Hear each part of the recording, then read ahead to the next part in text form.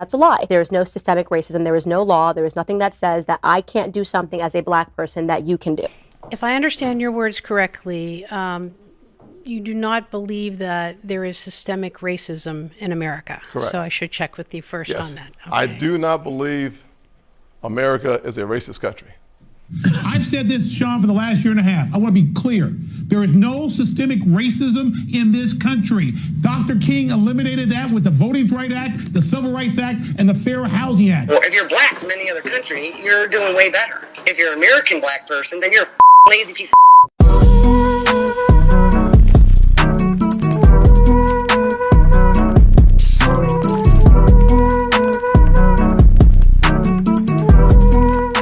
What to do with the business is, people? It's your boy That Way with Jack Travis to be precise, man. And you know how we do, you know how we doing it. We back in this thing again. You understand me, man? All right.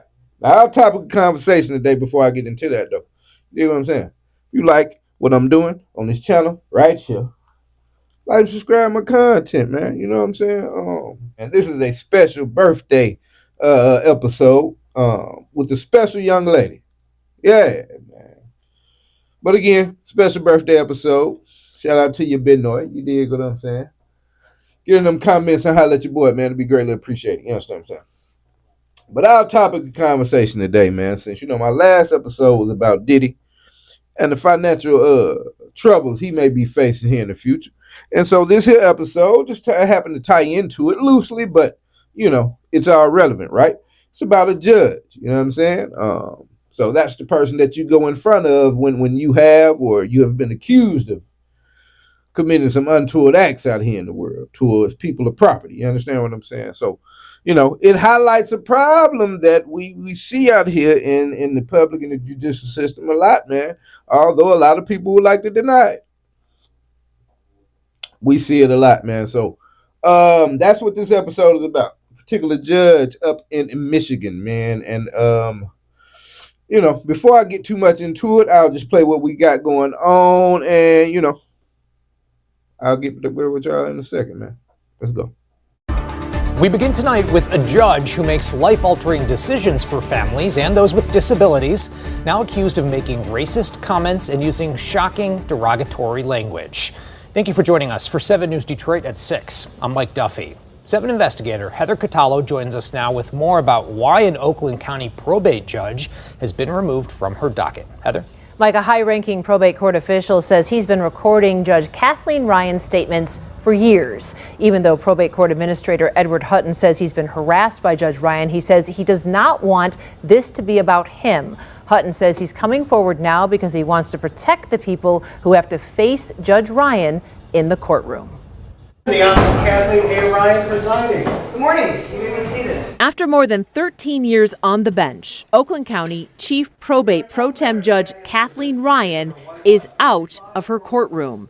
Chief Probate Judge Linda Hallmark removed Judge Ryan from her docket last week, announcing that a complaint about internal allegations of unprofessional conduct was sent to the Judicial Tenure Commission. Judge Ryan was arrested in 2021 for domestic violence, but those charges were later dismissed. And now she's back in the headlines. Well, if you're black from any other country, you're doing way better. If you're an American black person, then you're a lazy piece of Hey, that's too much. What are you talking about? I think I'm a prime example of disputing what you got to talk about. You dig what I'm saying? I lay around and be lazy when I want to. But I consider myself to be a highly upstanding individual out here in this society, as do most of my cohorts. You understand me? Now, you got outliers in every situation, every scenario, but you can go through every culture with that. You know what I'm saying? Don't make me get to point out and putting up pictures on this here show now. Don't make me do it, Judge. The 7 investigators have obtained the recordings that county officials say prompted Judge Ryan's removal. Oh, he's just a I have no use for him. She's made it a living hell in the past 6 years. I mean, it's been terrible. It's cost me relationships. I think it's affected my health. Can't sleep. Attorney Edward Hutton is the Oakland County Probate Court Administrator. He's in charge of running everything that's not under the judge's purview inside one of the state's largest probate courts. Hutton alleges Judge Ryan has been calling him both during work and after hours for years. And Hutton says during those hours and hours of calls, Judge Ryan said highly inappropriate things. Why did you start recording the calls? I just felt like it wasn't going to change. Nothing's manipulated in it. It's conversations that I was a part of, and I'm absolutely willing to testify to the authenticity of every single one of them. I can honestly say that, okay, I'm not systemically racist, I'm a new racist. Man, what is a new racist?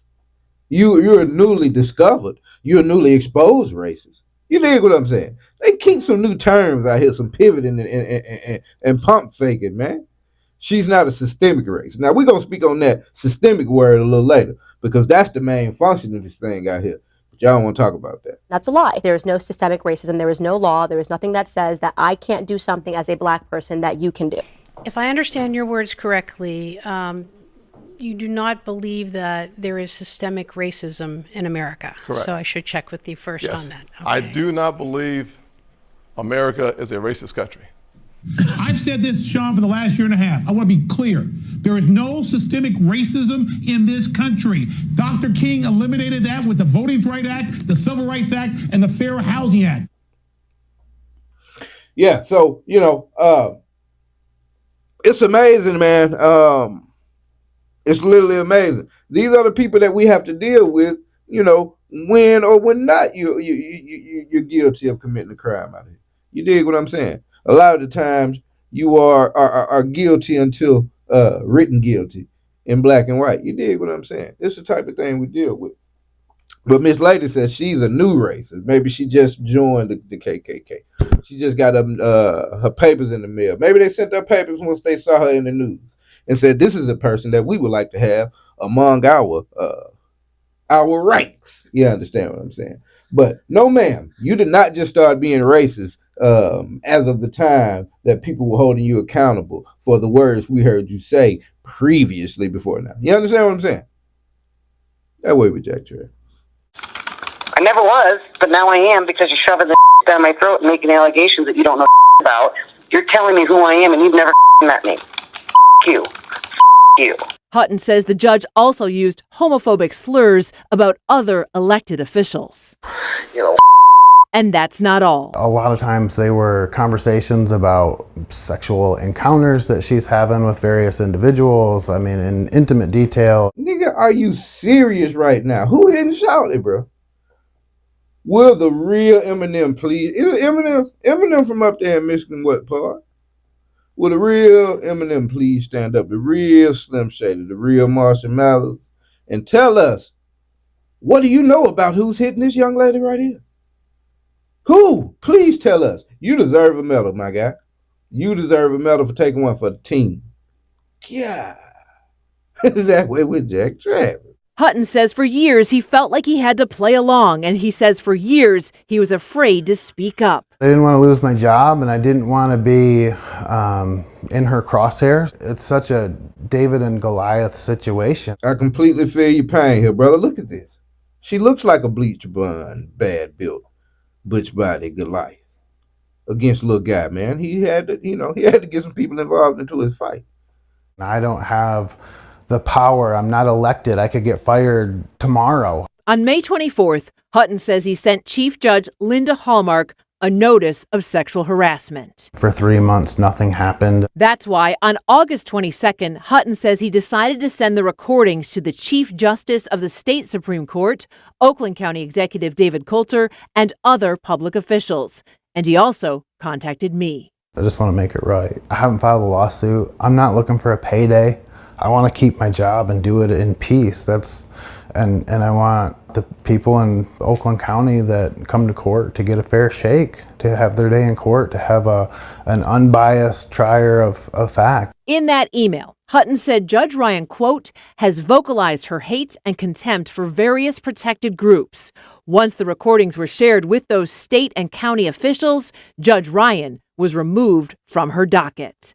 In a statement, County Executive Coulter said, quote, "There is absolutely no place for harassment of any kind or for racist or homophobic language by anyone at Oakland County, especially by someone the public must be confident will act fairly and impartially.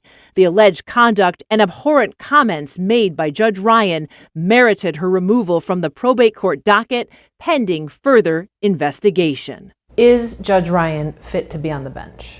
Absolutely not. Nobody with that much hate in their heart for certain people or certain groups of people, I don't believe that they could possibly make fair, unbiased decisions regarding them.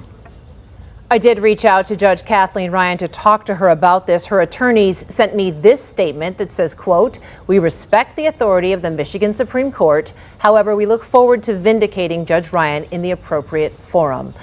Hey, how true that is, man. You dig what I'm saying? I hit on that early in the video. And again, like I said later on, I was gonna get into it, but this is a prevalent thing. You dig what I'm saying? When people speak on the systemic racism of it all, of the whole system, these are the things we speak about. You dig what I'm saying? The police officers, the judges, the prosecutors, the DAs.